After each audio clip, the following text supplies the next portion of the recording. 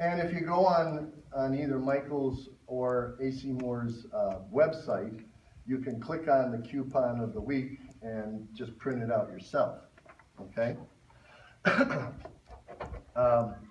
One of the things I like to do is when you get them, they're all packaged up and they have a nice backing in them.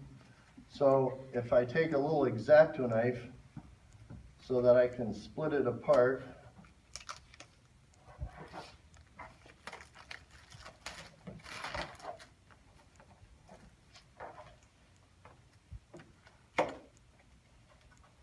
or if you have one of those razor knives, there we go.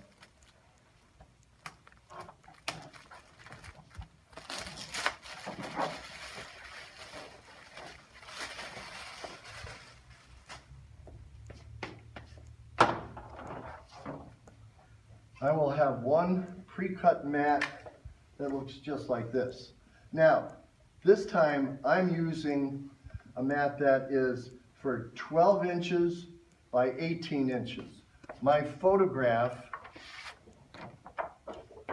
is this size.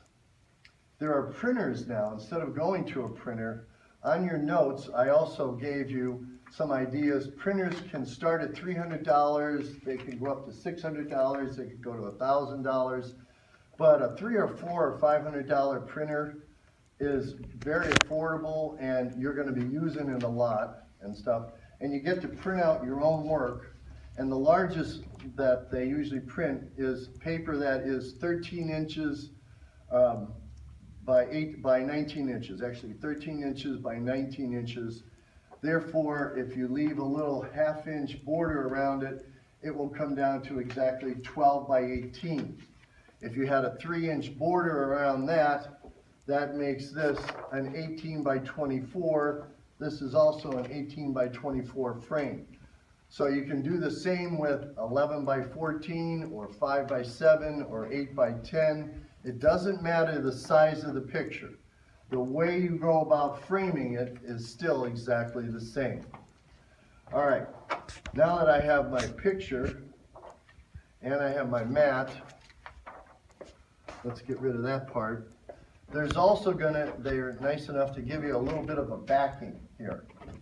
So one of the things we're gonna do is to take, and you always can tell the back because that has the writing on it. There is a 45-degree angle cut on the front. So what we're going to do is create what we call a hinge mat by taking the backing and the one side of this, front side, and put them together so they're absolutely perfect. This is where you need the tape, because once I stretch it out, I put it down, then I can just run my hand along there, and just cut that off. And that's really all I need that tool for. If I take a little bit of time now, and I rub this down, and I take my razor and I go along the edge and I cut off any excess tape that might be sticking off.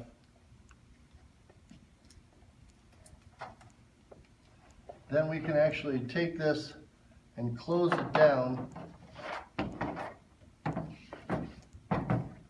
so that we have a mat that looks like this, but it's what we call a hinge mat, okay? You never take a photograph and tape it to the actual mat itself. You take a photograph and you put it against the backing. That will stop it from warping and from getting all different type of wrinkles and stuff in it. Now, what I like to do is to take the picture and place it inside and close this down. And what I'm really going to do is I'm going to put my fingers underneath and hold it with my fingernails like this, so that way I can sort of move that picture around a little bit. So just like a little magician here. And sometimes if you take a picture and